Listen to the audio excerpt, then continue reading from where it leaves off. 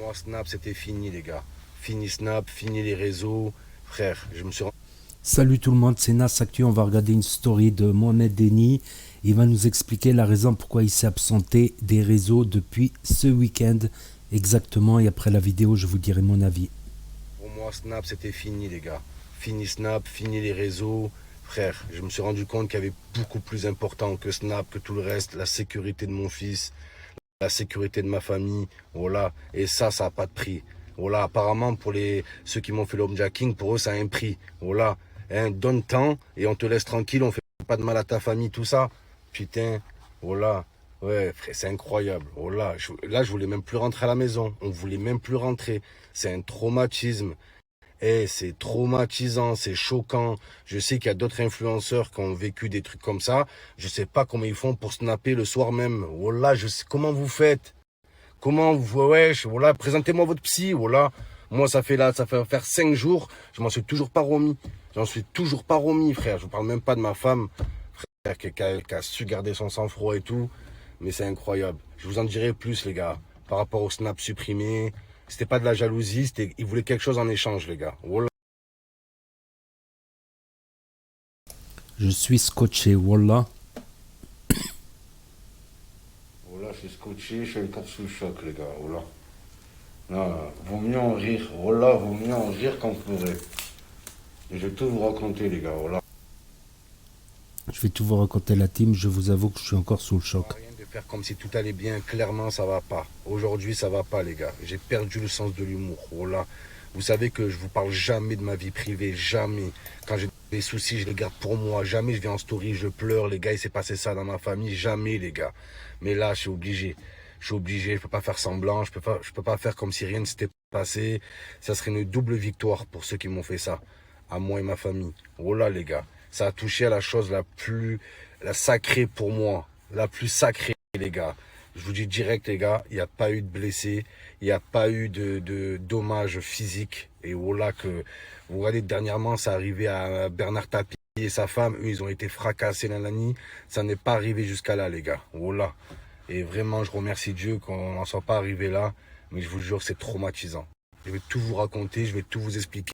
Les gens proches de moi, mes meilleurs amis, les gens de la famille, certains de ma famille qui ont vu que j'avais plus mon snap dès dimanche, ils n'ont pas compris, je répondais pas au téléphone, nanani et tout. Frère, même eux, je leur ai pas dit directement. Même à ma famille, les gars. La vie de ma mère, je voulais pas leur dire. J'ai dit, Momo, garde ça pour toi. Oh là, mais non, en fait. C'est garder pour soi, c'est me mettre encore plus en danger. La vérité, c'est me mettre encore plus en danger, les gars. Quand vous avez des soucis, des vrais soucis, les gars, ne gardez pas ça pour vous. Parlez-en aux gens que vous aimez et surtout aux gens qui vous aiment, les gars. Oh là. Donc même ma famille, j'ai mis du temps à leur dire. Oh là, parce que frère, comment tu annonces ça à ta famille? Ouais, des gens, ils sont rentrés armés dans la maison, frère. Et wesh, t'annonces à la daronne, frère, elle peut faire un malaise, mon frère. Voilà. Donc je suis allé doucement. Il y en a plein, je les rassurais. Tout va bien, non, ça va pas. Ça va pas. Faut arrêter au bout d'un moment. Ouais, t'inquiète. Non. Je gère rien. Là, j'ai plus rien géré, les gars.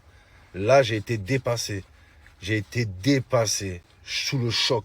Je vais vous raconter en gros. Je vais pas trop rentrer dans les détails. Vous voyez, c'est pas comme si je vous racontais mes vacances, là. C'est quelque chose d'encore traumatisant. Pas que pour moi. Surtout pour les gens qui m'aiment. Il y a des gens très proches qui suivent mes stories et tout. Donc je raconterai pas les détails les plus sauvages, mais je vais vous faire du gros, les gars. Je vais vous raconter en gros. Homejacking, ça s'est passé dans la nuit de samedi à dimanche, les gars, entre minuit et demi et 1h du matin. Déjà, pourquoi ils appellent ça un homejacking? C'est pas des hommes qui font ça. La vie de ma mère, faut appeler ça des meufs jacking ou je sais pas, mon frère. Voilà, c'est pas des pères de famille. Comment ils peuvent faire ça? C'est incroyable, ça. Donc les gars, entre minuit et demi, 1h du matin, je sors dans ma cour, là, 3 mecs qui débarquent. 3 mecs, il y en a un qui me parle. Il y en a un qui arrive, gros coup de pression, bouge pas. Oh là, je croyais que c'était un prank. Oh là, je croyais que c'était une blague, genre joyeux anniversaire, que les lumières allaient s'allumer. Non, les gars, c'était pas une blague, c'était pas un anniversaire. Ils étaient pas là pour souffler mes bougies, les gars. La vie de ma mère, je peux vous le dire. Donc le mec, il est là. Je vous dis le détail, j'ai pas trop envie d'insister. Mais oui, les gars, j'ai eu le calibre sous la tempe. La vie de ma mère. Moi seul, hein, je vais pas en rajouter. Moi seul, le calibre sous la tempe, les gars. Je peux vous dire que des sueurs froides. Oh là, des sueurs froides. Je Je me retrouve dans ma cour. Il y avait déjà les 3 gars qui étaient déjà à l'intérieur. C'est encore plus effrayant, les gars. Donc je vous dis, il y a un mec qui me braque. Et là, il me dit, amène-moi au coffre. Voilà, donc j'ai dit, pardon. Il me dit, amène-moi au coffre. Voilà, je dis, parle de quoi, coffre de ma voiture? Je dis, j'ai pas de coffre. Il me dit, joue pas au con. Amène-moi au coffre. Je lui dis, écoute, j'ai pas de coffre. Il me dit, ramène-moi dans la chambre des parents. Je lui dis, mais là, déjà, il y a ma femme et mon bébé qui dort. J'ai dit, moi, je te donne ce que tu veux. Fais pas le mec, ça sert à rien, je vais pas faire le mec et tout. Je te donne ce que tu veux. Mais laisse ma famille en dehors de tout ça. Laisse ma famille en dehors de tout ça. Le bébé, nanani, ça sert à rien. C'est juste, ça va me faire paniquer. T'auras rien et personne n'aura rien au final. Donc, il m'accompagne, les gars. Et c'est là que je vous dis que là, ma femme, elle a eu vraiment un sang-froid incroyable. J'y vais, je lui explique. Je lui dis, écoute, panique pas. Il y a des gars dans la maison. Prends le petit, mettez-vous dans une pièce. Je m'occupe du reste. Là, je vous dis que ma femme a eu un sang-froid incroyable, les gars. Frère, imagine, toi, tu dors. On te réveille, on te dit, il y a des mecs armés dans le couloir. Ne panique pas. Ne panique pas et suis mes instructions. Elle les a suivies à la lettre. Elle n'a pas crié. Elle a... laisse tomber. Voilà, ça me rappelle des... J'ai promis de ne pas pleurer. À ma femme de prendre le bébé, je les accompagne. On va dans une autre pièce. Là, le bébé, il était totalement endormi. C'est la chance, enfin la chance. Dans le malheur, c'est la chance qu'on a eue. C'est que le bébé, il a assisté à rien. Au pire, je l'aurais dit, c'est des invités, c'est tonton. Regarde tonton, oh là, j'aurais fait quelque chose, les gars. C'est sûr, frère. Mais en aucun cas, j'aurais paniqué dans mon gosse, c'est impossible. Donc là, ils me ramènent là où ils me disent. Donc apparemment, c'est des gens qui étaient renseignés parce qu'ils savaient très bien pourquoi ils venaient et où ils savaient où aller. D'accord? Mais en fait, ils croyaient savoir où aller. Il me dit, là, dans le dressing, il y a un coffre. Et en fait, les gars, là où je suis sûr que c'est ou quelqu'un que je connais, ou une équipe qui est venue travailler à la maison, les gars. Parce qu'en fait, dans mon dressing, il y a une partie, il y a un tiroir avec une plaque en fer au-dessus. Il y a une plaque en fer sur le tiroir. Mais en fait, c'est un casier en métal. Voilà. Et la personne qui a balancé apparemment le plan, qui a dit à ces gens de venir chez moi, était persuadé que c'était un coffre. Mais c'était pas un coffre, il y a des papiers dedans, il n'y a rien. Les gars, j'ai pas de coffre. Ils m'amènent dans la chambre des parents, genre, là où il y a le dressing. Et là, il fouille comme par hasard à cet endroit-là. Là où il y a le tiroir avec la plaque de fer. Ils soulèvent et ils voient qu'il n'y a rien. Il n'y a que 2-3 papiers dedans. Que c'est pas un coffre, il n'y a pas de code, il n'y a pas de clé, rien du tout. Donc ils me disent, ils sont où les bijoux? Et je lui dis, mais quels bijoux? J'ai dit, j'ai jamais porté de bijoux de ma vie, j'en ai aucun. J'ai mes bijoux de famille, d'accord? C'est déjà très bien, frère. Je n'aurais pas dit ça, hein, mais en gros... J'ai dit, j'ai aucun bijou, zéro. Frère, à part ma femme qui est là, non, je rigole. J'avais pas la tête à faire le lover, hein, mais vraiment. Donc, pas de bijoux, nanani et tout. Là, il commence à serrer un peu, il commence à s'énerver et tout. Te fous pas de notre gueule, nanani. Frère, t'es blindé, que tu t'embêtes pour 2-3 bijoux. J'ai dit, mais j'ai jamais acheté de bijoux à cause de ça. Je savais qu'acheter des montres ou des bijoux, c'est une invitation à se faire braquer. Jamais je ferai cette connerie, j'en ai pas. Là, il me dit, donne-moi tout ton cash. Cash. Là, il voit qu'il n'y a pas de bijoux, il n'y a pas de coffre. Il comprend qu'il s'est un peu trompé et tout. Il me dit, écoute, donne-moi tout ton cash. Tout le cash que tu as dans ta maison, tu me le donnes. Je lui dis, mais j'en ai pas. Quand j'ai du cash sur moi, c'est ce que je retire. Je retire à la banque et ça me fait du cash. Je suis pas un dealer. Je suis pas un trafiquant de drogue. J'ai pas des liasses de billets à la maison. C'est un fantasme, ça. Oh là, c'est du n'importe quoi. Je lui dis, je suis pas un trafiquant de drogue. Il m'a dit quoi? C'est là que j'ai compris. Il m'a dit, faire des blagues de nos jours, ça rapporte plus que la drogue. Oh là, ça m'a marqué cette phrase. Oh là, faire des blagues, ça rapporte plus que la drogue. En gros, tu vends des pochons d'humour, genre en gros, un délire comme ça, il me sort. Oh là, un délire de ouf. Donc là, je lui dis, j'ai pas de cash. Enfin, j'en avais un petit peu. J'avais, en gros, la vérité, les gars, j'avais quoi? 500 euros. J'avais 500 euros en liquide sur moi. Il me dit, donne-moi ta carte bleue. Je lui dis, écoute frère, je te donne ma carte bleue. Wallah, si tu arrives à retirer 100 000, wallah, tu les... Dans tout ça, les gars, c'est que sur les 3 mecs, il y en a un que je pense avoir reconnu, mais c'est ma conviction. Mais dans la justice, la conviction, c'est pas une preuve, mais je suis sûr de moi, les gars. Je sais pas comment vous dire. Alors, un des 3 gars, il était petit, petite taille, robuste, le petit robuste, les gars, la vie de ma mère. Le petit robuste, et comme par hasard sur les 3, c'est le seul qui n'a pas dit un seul mot, les gars. Un seul mot, et ça, cette histoire-là, elle a fini, peut-être à 3-4 heures du matin. un peu plus de 3 heures du matin, les gars. Il n'a pas dit un mot de la soirée, pas un seul mot. Et les trois, ils avaient des cagoules, on voyait leurs yeux, et c'est le seul qui avait des lunettes de soleil par-dessus. Lunettes de soleil, petit robuste, trop bizarre, les gars. Il n'a pas dit un mot. Donc, qu'est-ce qu'il fait, le mec? Il me prend ma carte, il dit, ben, je vais retirer tout ce que je peux. Ils partent à deux. Il y a un seul gars qui reste avec moi à la maison. Interminable calvaire. Deux, ils vont retirer. Il y en a un qui reste à la maison. Ils reviennent un quart d'heure après. Donc, le mec, il a tout essayé. Il a retiré combien, les gars? 400 euros. 400 balles. Je l'ai prévenu. Je dis, frère, si t'arrives à retirer 100. Mais moi, j'aimerais bien retirer 100 000. Je peux pas. Ça marche pas comme ça. Et il retire 400 euros. Il avait pris 500 et quelques. Donc, il a pris 900 en tout. 900 euros, les gars. Tout ça, frère, c'est quoi? C'est 15 ans, 20 ans de prison de faire ça. 15-20 ans pour 900 euros. Le mec, il serait venu, il aurait toqué à ma porte. Il m'aurait dit, je suis en galère, dépanne-moi. Oh là, que je l'aurais passé, ça se trouve. Oh là là, les gars. Oh là. Tu viens, tu me braques, frère. Dis-moi, je suis en galère. J'ai dit, prête-moi, je te les rends. Oh là, je te les prête. Me les rends même pas, frère. Tu les prends. Si t'arrives à trop faire, tu me les rends. Sinon, tant pis, c'est pas grave. Oh là, 900 balles, frère. 900 E. 900 E, les gars. Truc de ouf. Donc, comme ils ont vu, comme il a vu qu'il n'arrivait pas à récupérer d'argent, qu'il n'y avait rien à prendre à la maison. Donc là, il m'a menacé avec mon snap. Il me dit quoi? Il me dit, passe-moi ton téléphone. Je dis, voilà, au début, je pensais que vous allez prendre tout ce qui est matériel IFI, les télés, elles sont cassées. Mais je pensais qu'elle allait prendre tous mes téléphones, ordi portable, MacBook, non, non, il me dit que ton téléphone. Et il me dit ton snap. De là, les gars, frère, en mode me faire braquer, j'allais pas faire le malin, tu vois.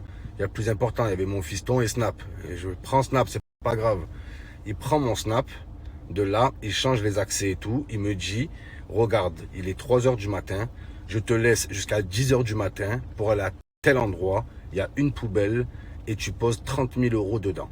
Si il y a les 30 000 euros, de là où je suis, je te réactive ton compte. Je te repasse tous tes trucs. Si à 10 heures, il n'y a pas les 30 000 euros, bien sûr, les gars, ce qui s'est passé derrière, c'est que direct, quand ils sont partis, ça a alerté à droite, à gauche. On a fait en sorte... on ne peut pas, frère. Donc voilà.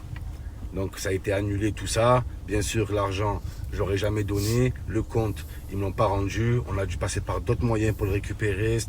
Les gars, le principal, c'est que tout le monde est en bonne santé. Voilà, à part des petites séquelles psychologiques, les gars, physiquement, tout le monde va bien. C'est le plus important. Voilà, ma famille, ils n'ont pas subi de coups, ils n'ont pas subi plus que ça. Ma femme, elle a gardé son sang-froid, tout le monde a gardé son sang-froid. Et tout le monde s'en est bien sorti, c'est l'essentiel. Mais je vous jure que c'est pas évident. Tu réfléchis à 2 fois avant de revenir chez toi. Moi, le jour même, je voulais déménager à l'étranger, les gars. Tout arrêter, déménager, partir loin. Oh là, en Patagonie, les gars. En patin à roulette, je voulais aller là-bas. Oh là, les gars. Putain, mais voilà.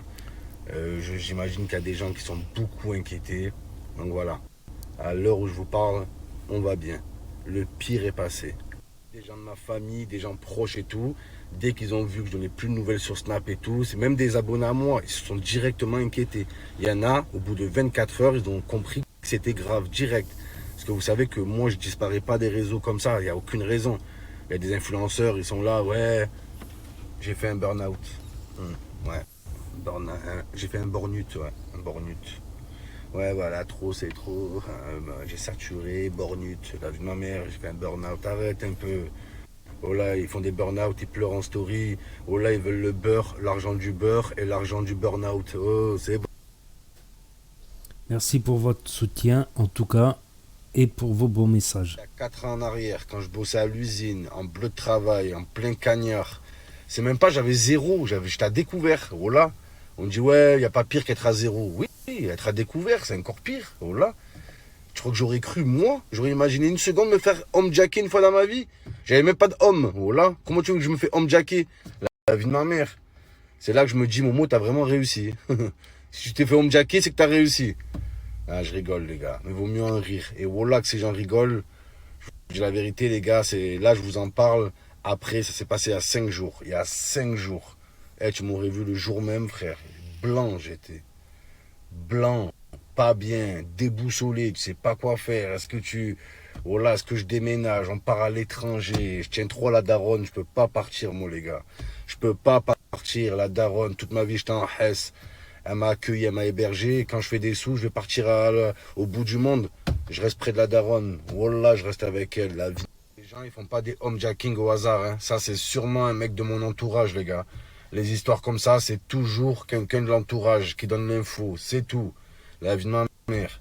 Vous croyez que le mec, il arrive devant les maisons, plouf, plouf, ça sera toi que je vais homjacker. Mais comme toi, ta maison est plus la merde, et l'autre, il y a une piscine, ça sera toi. C'est pas comme ça, les gars. Voilà, que c'est les gens, ils donnent des infos. Et ça fait encore plus mal. C'est ça qui est flippant, en fait, les gars. Voilà, c'est de savoir qu'il y a un ennemi autour de soi. Une top, je sais pas comment appeler ça. Je sais pas comment appeler ça. Une top qui donne le top, mon frère. Voilà. Ah, c'est incroyable. Voilà, incroyable. Frère, c'est le pire, c'est que je suis très peu entouré. J'ai fait beaucoup de tri et je sais pas, c'est jamais suffisant, frère. C'est jamais suffisant. Voilà. C'est incroyable. Donc voilà, les gars. Et souvent, le mec qui prend tes nouvelles en premier, c'est souvent lui. Voilà, les gars, c'est souvent lui. S'il n'y avait pas de home, il n'y aurait pas de homejacking. Vos réactions, j'ai vu plein de gens dire ouais, Mohamed Eni, il mérite pas ça, le pauvre, il mérite pas ça. Les gars, qu'on soit clair, personne mérite ça, les gars. Voilà, personne. Je souhaiterais ça, ce choc, ce traumatisme, je le souhaiterais même pas à mon pire ennemi. Même pas un supporter du PSG, je lui souhaiterais ça, les gars. Voilà. Là, c'est en dehors des terrains, frère. Faut... À la team, vraiment incroyable vos réactions. Voilà, que je suis le premier surpris. J'étais persuadé que la plupart, ils allaient se réjouir de mon malheur. Ça lui apprendra, bien fait. Voilà, les gars. J'étais persuadé, mais je me suis trompé. Donc vraiment, merci à vous. Merci. Désolé à ceux qui sont inquiétés, voilà, de mon absence. Il y en a beaucoup qui ont senti que c'était grave très rapidement. Donc voilà, on reviendra plus fort, j'espère. J'espère que les séquelles psychologiques, je passerai au-dessus. Voilà. C'est là maintenant, je comprends maintenant les Parisiens qui ont subi la remontada contre Barcelone. Là je comprends leur état. Là, je rigole, les gars, on va pas comparer le foot à ça, mais je vous dis, je préfère en rigoler. Là, c'est bon. Voilà, je vais pas pleurer, je vais pas faire burn-out, non, tranquille. Tranquille, les gars. La vie est belle. Voilà que la vie est belle. Le destin s'en La écarte. vie est belle. Voilà, les gars. La vie est belle. Voilà. Le destin s'en écarte. Personne ne joue avec les mêmes cartes. Franchement, je vais vous dire, ce week-end, j'ai trouvé ça bizarre qu'il poste pas. Parce que je connais Mohamed Eni sur Snapchat depuis des années. Il snap tous les jours. Tous les jours. Même au pire, il snap son café et son grec, tu vois. Au pire, il snap ça. Donc j'ai dit c'est bizarre. Peut-être qu'il se repose. Le deuxième soir, je vois qu'il poste toujours pas. Quand je regarde toutes les stories, tout ça, pour voir s'il y a des trucs intéressants dans le tas. Je me suis dit, c'est bizarre. Je m'attendais à ce qu'il réagisse au match du PSG, le premier match de Messi, par exemple. C'était le premier match où Messi il est rentré en cours de jeu. Donc j'ai trouvé ça bizarre qu'il ne réagit pas. Je me suis dit, il s'est fait hacker. Voilà, et le lendemain, le surlendemain, je cherche, je tape Citizen Nasri, là, son blaze, Citizen Nasri. Je trouve que son compte il est là, mais qu'il n'a pas publié de story. Et j'ai dit, c'est bizarre. Peut-être il se repose, peut-être il tourne un film, je sais pas. Peut-être il s'est fait hacker, peut-être. Voilà, non, c'était. Et ils ont pris quoi? Ils ont pris 900 euros au total. 900 euros, ça fait 300 euros chacun, 330 euros chacun. Eh ben, des fois, ils donnaient des billets de 50 aux jeunes dans la rue, carrément. S'il faut, il leur aurait donné, comme il a dit, s'ils viennent, ils disent ouais, je suis en galère et tout, prête-moi des sous, même s'il les rend pas. Et l'idée qu'il a eue, c'est de se barrer, comment ça s'appelle? Au Pentagone. En Pentagonie. Au Pentagonie. Il voulait se barrer en Pentagonie. Donc, il y a beaucoup qui vont à Dubaï pour ça, pour la sécurité, tout simplement. Pourquoi? Parce que à Dubaï, déjà, les flics, ils roulent en Lamborghini, Ferrari. Limite, bientôt, ils vont rouler en Bugatti Chiron, 1500 chevaux, 1000 chevaux. Même si tu as une RS3, tu fais pas le poids, là-bas, à Dubaï. Même une RS3 que tu as trafiquée, ça fait pas le poids face à une Ferrari 1000 chevaux ou une bonne Lamborghini. à 700 chevaux. Il y a des drones à Dubaï, des drones de surveillance, des policiers en drone. Un truc de fou, Dubaï. Même au bled, c'est assez chaud quand même. Si tu te fais attraper pour vol. Au bled, attaque à main armée, braquage, c'est punissable par la peine de mort au Maroc. C'est punissable par la peine de mort. Juste, tu braques un braquage à main armée. Donc déjà, au Maroc, niveau sécurité, perso, je trouve que c'est un petit peu mieux, même si c'est pas Dubaï non plus, mais c'est un petit peu mieux niveau sécurité. T'as même beaucoup de retraités français qui vont au Maroc, vivre au Maroc, qui se sentent bien là-bas. C'est vrai que tu payes cher. Au Maroc, en fait, c'est pas tu passes au jugement dans 6 mois, hein, en attendant t'es dehors. Si t'es condamné à moins de 2 ans, ils peuvent pas te mettre mandat de dépôt. Hein, le problème au Maroc, c'est que t'es jugé en 2-3 jours. 2-3 jours, une semaine de mandat une semaine de provisoire et hop. Au Maroc, c'est très très expéditif. J'imagine à Dubaï aussi, ça peut être très expéditif.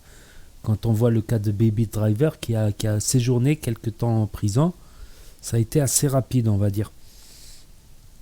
Donc, il y a beaucoup qui partent à Dubaï. C'est dommage quand même parce que c'est des gens, voilà, qu'on aimerait bien rencontrer une fois de temps en temps dehors ou quand il fait un événement, tout ça, tu peux le croiser.